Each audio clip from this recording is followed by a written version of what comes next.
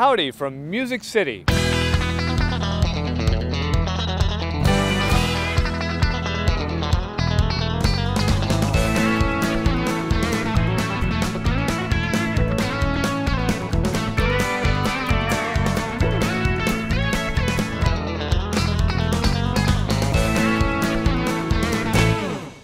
I'm John Merchant, and I'm here in Nashville, Tennessee, home of some of the world's best songwriters, musicians, and producers.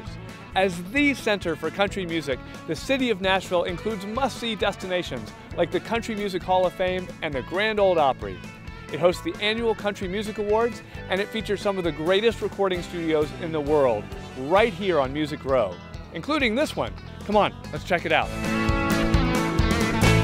Today we're here to explore RØDE's incredibly versatile NT2-A microphone. To demonstrate the power and flexibility of the NT2-A, we'll be recording an entire session with an NT2-A on every instrument. Beyond that, we've included the multi-track of the session along with this video. So if you're curious to hear how the NT2-A sounds on a wide variety of sources, you can check them out for yourself right here. For our session, we're working in Studio A at Sony Tree Studios, located at 8 Music Square West.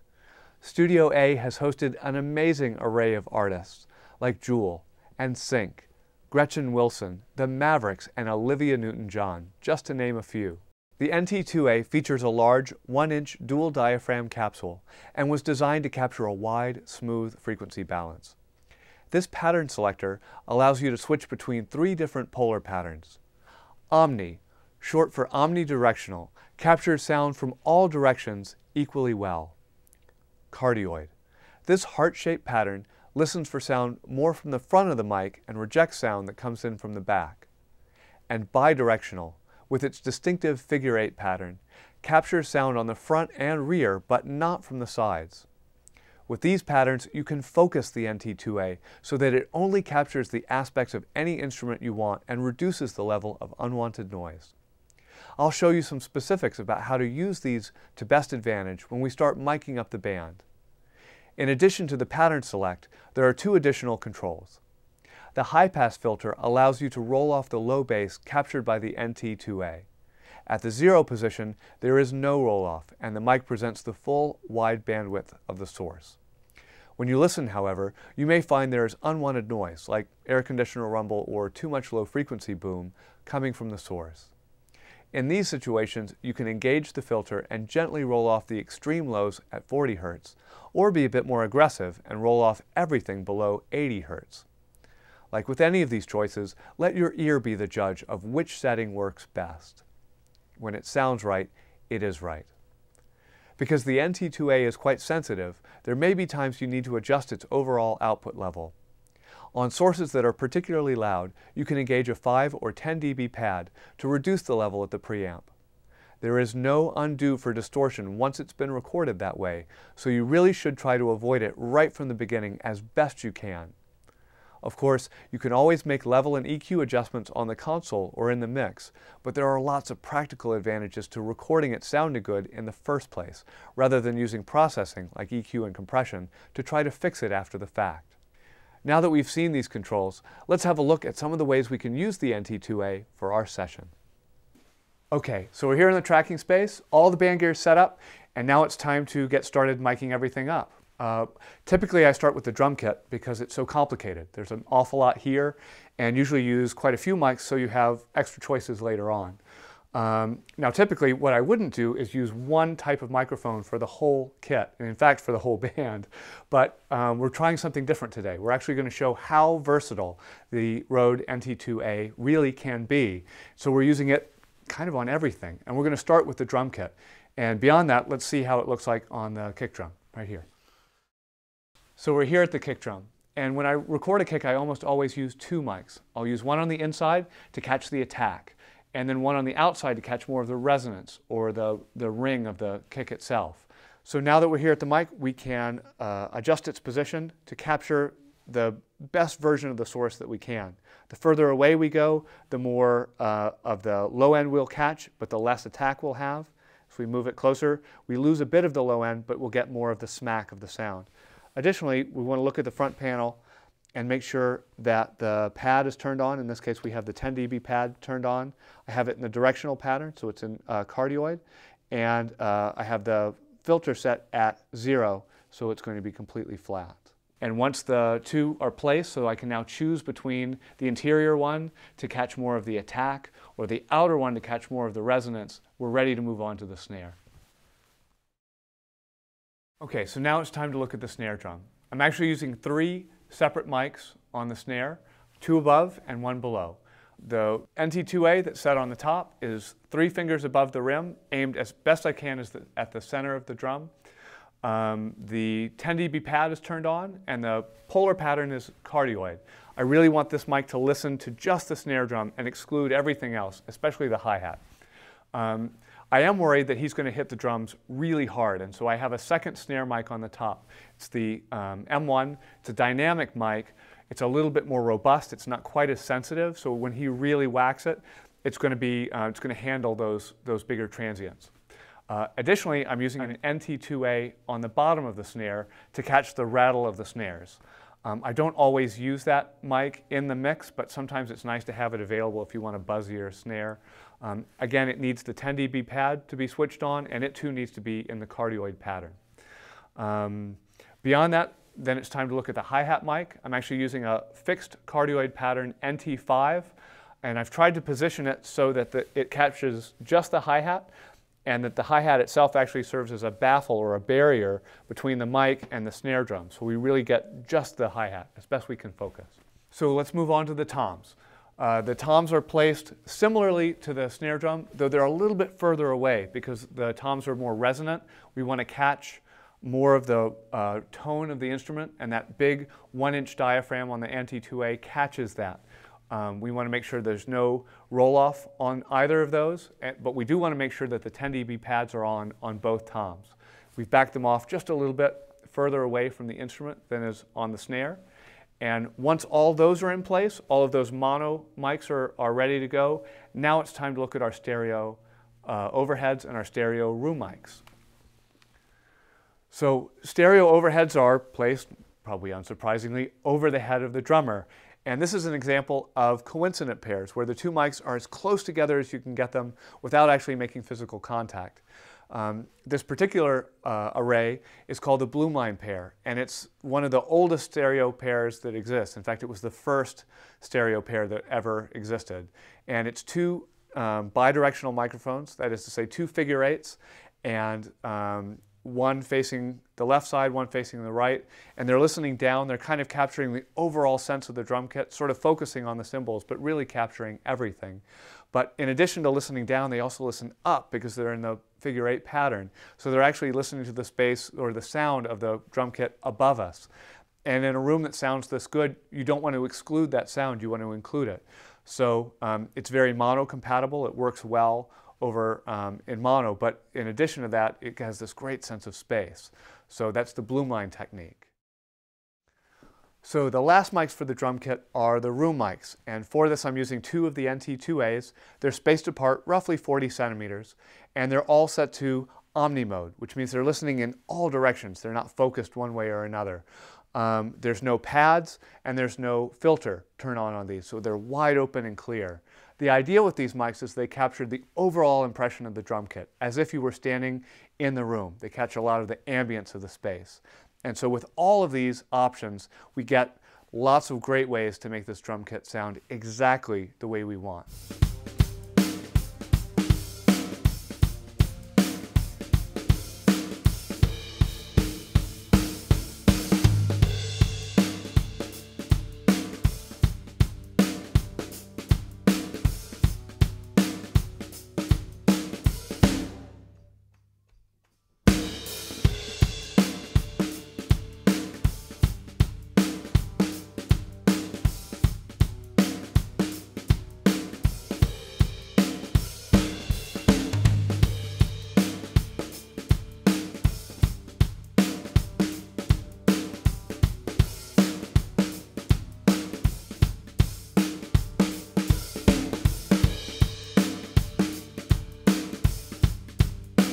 So we're here at the piano, And there's so many different ways to capture this instrument that you have a whole bunch of choices in front of you. The way I like to do it is with a stereo pair over the hammers to capture a really bright, aggressive sound, in particular for pop music where we want it to stand out from the rest of the, or to compete with the rest of the tracks. I've also used a slightly different stereo array. On the drums overhead we used a coincident pair. For the room mic we used a space pair.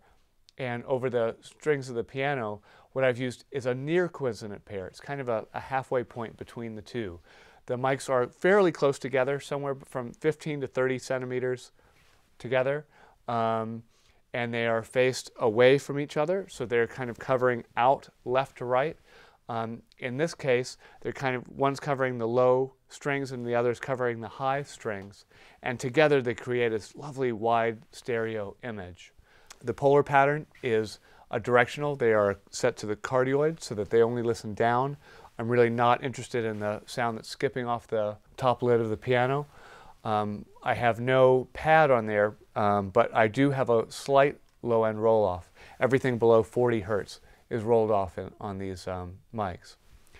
And part of the reason for that is that I added a third mic below the piano to mic the bottom of the sounding board to catch some of the weight or heft or some extra body, and I have that available on a separate fader within the session.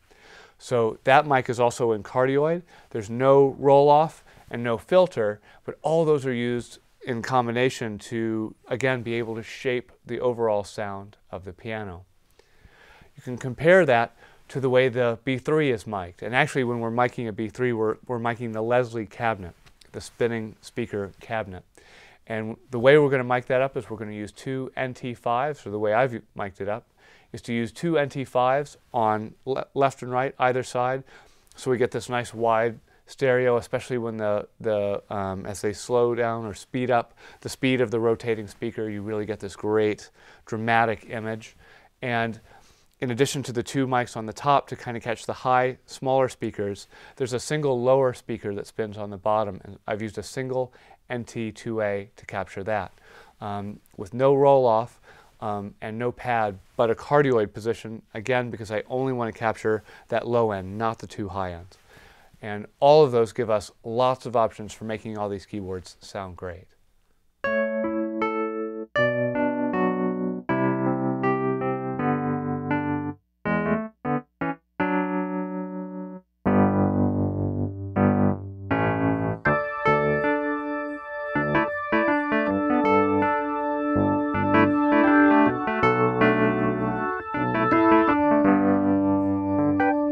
So for the acoustic guitars, I'm actually using two microphones again.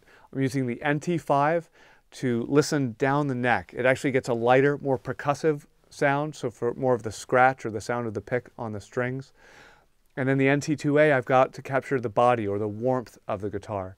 And it's down on the other end of the instrument. It's actually facing right on the sound hole or closely to it, and it's about 1 foot to 1.5 feet away. Now, one of the tricks that you can use to find the best spot for an acoustic, because a small movement can make a huge difference in terms of the sound that you capture, is to dial up the mic in your room and then route that to a set of headphones. And then as you listen while the guitar player plays, you can adjust the position of the mic until you find just the right spot to capture the sound of the instrument.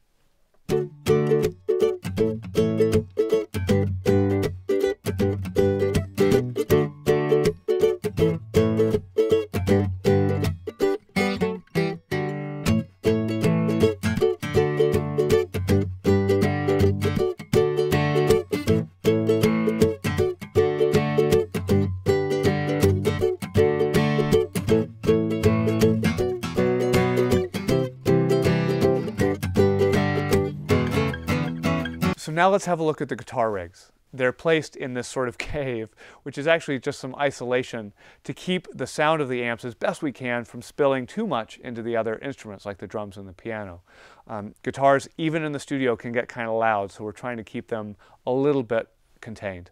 The other thing is that guitar players are very fussy about their sounds. They spend an awful long time to get the exact sound that they want out of their rig. And so really it's our job to try to capture that as best we can. So I've used a single NT2-A on each of his cabinets. There's no filter or roll off, but there is a pad. I have that turned down because they can get quite loud. They're also slightly angled, so it's not quite as sizzly a sound. I am using them in the cardioid pattern because I really want to listen to just the amp and not any of the other spill from the rest of the room.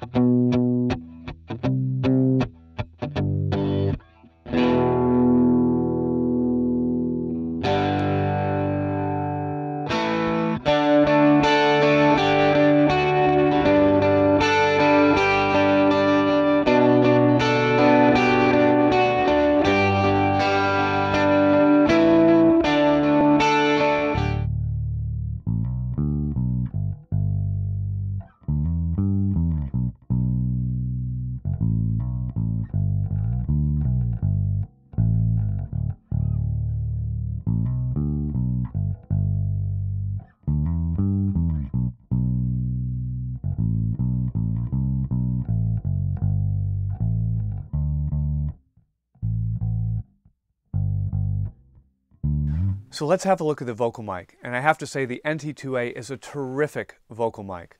I have it set to the cardioid pattern, in part because I really want it to focus on the vocalist and I really want it to avoid as best we can some of the spill from the rest of the band.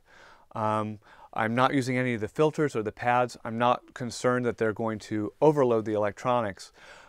If you are in a space where there's air conditioning noise or any kind of other mechanical rumble, you can use the filters to knock some of that back, but I'm not worried about that at all here.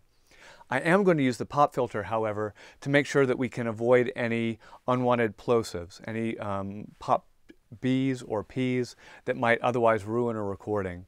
I'm also going to use it as a spacer. I want to make sure that the vocalist stays in a very consistent space from the mic, that they don't lean in too close or go back too far. And by using the pop filter, they'll tend to stay very close or at a consistent distance from the diaphragm. And finally, I'm going to use it to keep any unwanted moisture off of the capsule. Teach the dove a new song, found a foolproof wishing well. If a prince named Charming came knocking at my door, what would I need him for? I've got a silly spring in my step, I've got butterflies in my stomach. What more could I want, baby? All I need is wrapped up in you. We've got a once-in-a-lifetime chance, so we've got a genuine romance. And I'm not... Thank you for stopping by Nashville to check out the NT2-A. Before we go, let me tell you what I love about the NT2-A. With any microphone, the main thing is the sound, and the NT2-A sounds great, with a wide, smooth frequency response and an extended dynamic range. It's also incredibly versatile and can faithfully capture anything you throw at it. And finally, it's amazing that any mic that sounds this good on so many levels is available to everyone, not just the elite. Now remember, the complete multi-track sessions are available online to listen to the whole mix or to individual instruments. I'm John Merchant, and I wish you the best of luck with all of your work. Thank you for taking the time to learn more about the RØDE NT2-A.